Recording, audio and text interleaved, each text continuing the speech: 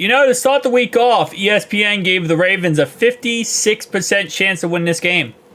Now they give them a 55.8. You know what that means? Progress. They saw that Myles Murphy might play this game and that he's 100%, and they said that probably equates to .02. That's kind of where I'm at this point. We're talking about .02. Let's talk about this game. All right, it's going to be the most challenging game of the season. It will be. And we knew going into this game, this was going to be more challenging than the Chiefs game, which we did play very well and kind of shot ourselves in the foot there. We knew this is going to be more challenging than any other game of the season other than playing the Ravens again. The Ravens are a great team, and we're going to have to play all 4 quarters against this type of team. And we're, as literally Joe Burrow said, we're going to have to play damn near perfect. Now, this will be our first true test, I feel like, for our offensive line, as the Ravens have a very good defensive line. Kyle Van Noy last week was tearing it up, and he has been the whole entire season. So, their injury report is little to nothing. It's really light injury report. Our injury report, obviously, is kind of wishy-washy. It's not too bad, other than Mike Hilton, who potentially might not play. Keys to victory in this game. Listen, this is not a game where I can 100,000% say I think we're going to win this game. I believe we're going to win it, but I can't even confidently say 100%. Right now, I would say we have a 78% chance to win this game. Yeah, let me put an 85% chance. I think we have an 85% chance to win this game, but it's going to come down to, again, as Joe said, playing damn near perfect. So, because of the Ravens' defense being as good as it is, especially their defensive line, which scares the crap out of me, I don't know how much we're going to be able to run in this game. And that's something that, again, will come down to see how good our offensive line does. When it comes to the run game, because we have been very effective the last couple weeks in the run game, that is not going to be my first key to victory. My first key to victory is going to be throwing slant routes, throwing across the middle, throwing passes where you're not trying to go for the home run ball, because in all honesty, dinking and dunking versus this Ravens defense, probably the best strategy to go with. Just dink and dunk, tire them out, slow them down, and then you can start running the football. But if you're trying to play a game of like, hey, we're just going to try to light you up all over the field, you're going to lose this game 100% of the time. You have to play a dink and dunk, Bill Belichick, old-fashioned system, because not only does that, drain the clock down a little bit, makes the clock a little bit easier, more, control of the game clock, you also be able to move the ball down the field. And you have to score when you do. You can't take field goals in this type of game.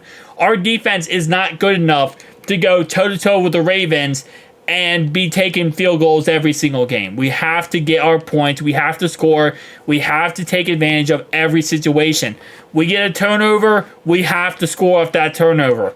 We can't have a turnover and punt the ball. Even a turnover with a field goal in this type of game isn't going to cut it. We have to score touchdowns. Number 2. See, my number 2 is defensive related, and this is when things would get very interesting. Number 2 is we have to shut down Derrick Henry.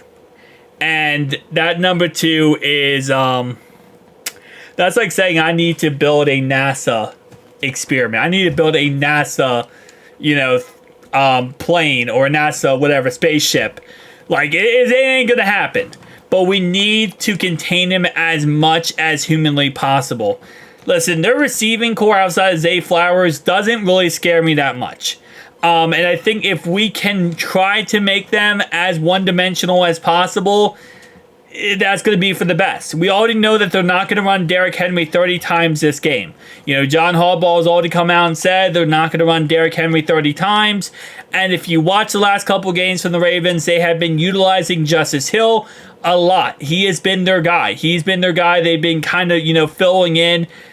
Like, Derrick Henry comes in for a couple plays, Justice Hill comes in pretty much the majority of the rest of the game.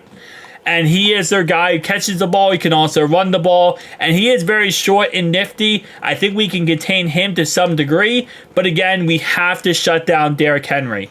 When the Ravens don't run the ball effectively, what we've seen in the last couple weeks is they start to pass the ball. They go very quickly to the pass game when the run is not working. But if the run starts working right away, they consistently continue to go with it. And then they start implementing the Lamar Jackson runs, and things get a little shaky. You have to figure out a way to early on focus and shut down Derrick Henry. You shut him down, they start passing the ball more, then we can somewhat contain this. Again, it's still almost impossible because at any time Lamar Jackson can outrun our defense, but you have to figure out a way to focus and get Derrick Henry on the ground. Whatever means necessary here, you gotta stop him from having a early success. Because if he does, we're going to have a very, very long game. So, again, just to repeat. Number 1, control game clock. Limit possessions. Dink and dunk. Number 2, shutting down Derrick Henry. Number 3, bribing the refs. So I think we all collectively put our money together. We can give the refs enough money that... I'm just kidding. My number 3 here... Man, it's going to be, you have to blitz Lamar. You have to put pressure on him. And this is why I say this. If you let him sit back there in the pocket, have all day to throw the ball, and try to have 2 guys watching him at all times, and have everyone else in coverage, and you really have, in the end, no one pass rushing and putting pressure on him, you're going to lose 1,000 times out of 1,000 times. This guy eats off of that crap. When people don't pressure him and he has all day in the pocket, he's going to be able to outrun your 3 defensive linemen you have chasing him. And when he can do that, the play breaks down, receivers get open, and you can't cover forever. You have to get pressure on Lamar. You have to get after him. And again, so far this season, teams have not been able to do that. That's one thing that Baltimore does very successfully is protect the Lamar Jackson. Because outside their offensive line, who's getting better every single week, it's really been a Lamar Jackson show where he can run around and do whatever he needs to because of his legs. So again, like I said, this type of game, we can't put it in the hands of our defense. This type of game, our offense needs to win it. Our offense needs to step up even more than they've already done. And the sad part is, if we put this in the hands of our defense, we're going to lose this game. We need our offense to, continue playing as well as they've been playing so far. And it sucks too because, again, our offense is like 1 week. Can our defense just get the job done? And they almost did against KC. But yeah, it is what it is. It's an unfortunate situation for our offense to be put into this situation every single week.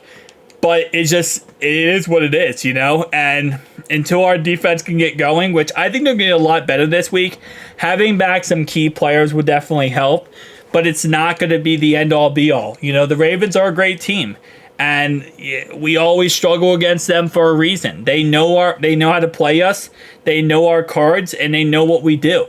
So it's just going to be a long, long freaking game.